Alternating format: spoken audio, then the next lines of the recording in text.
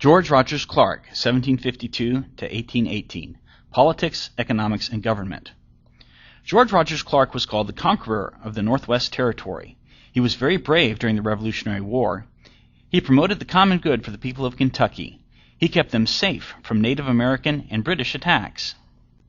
The Revolutionary War. Long ago, Britain ruled America. Americans felt the British were not listening to them. They felt that the British were not treating them fairly. The British tried to arrest American leaders and take their guns. Shots were fired. The Revolutionary War began. George Washington led the American army in the East. George Rogers Clark led American forces in the West. He gathered his men and their families and rode to the falls of the Ohio River to build a new fort. Clark was critical-minded about the needs they would have as a new community. He had them build a fort on an island by the falls. He had them plant some corn. The island was named Corn Island. They moved from the island to the shore. They founded the city of Louisville. Why did the settlers live in forts? A fort had a wall of logs around it. It protected settlers from attacks. Clark wanted the settlers to be safe. Why did the settlers plant corn?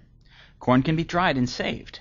Settlers could eat it in the winter when other food was hard to find. Clark wanted the settlers of Louisville to have enough food. George Rogers Clark promoted the common good for Kentucky and America. Clark knew the British could attack George Washington from the west. They could attack Kentucky from the north.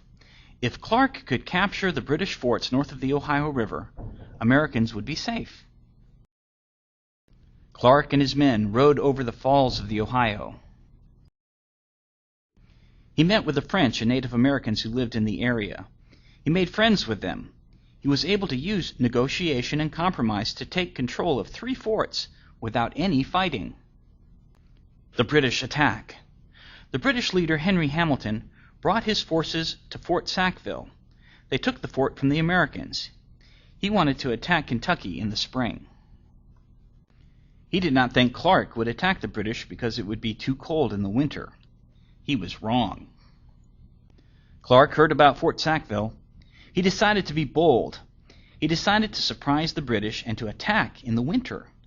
Clark and his men marched 180 miles across the flooded lowland to Fort Sackville. It was a difficult trip. Clark tried to cheer his men on their march. He sang songs. He told jokes. Clark kept their spirits up on the long journey to the fort. Look at this painting. Do you see how Clark's men had to hold up their guns and gunpowder to keep them dry? Why do you think this was important? What other artifacts do you see? Could you march 180 miles through muddy rivers and streams? A flag is an artifact. This is a George Rogers Clark flag, which was flown at Fort Sackville.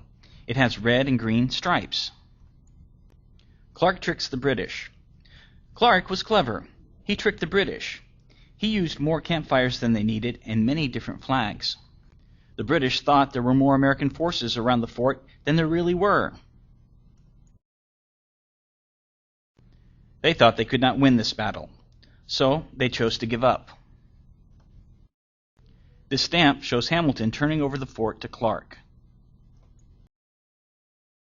George Rogers Clark took over the fort. He did not lose a single soldier. He stopped the British plans to attack Kentucky. After Clark built his fort in Louisville, he also built a fort where the Ohio and Mississippi rivers meet. With these 2 forts, Clark was able to keep the settlers in Kentucky and the rest of the West safe. Because of George Rogers Clark, the United States controlled the Ohio River. They controlled the land all the way to the Mississippi River. The British gave this land to the United States at the end of the Revolutionary War. The size of our nation doubled thanks to George Rogers Clark. George Rogers Clark made a difference for Louisville, for Kentucky, and for the United States of America.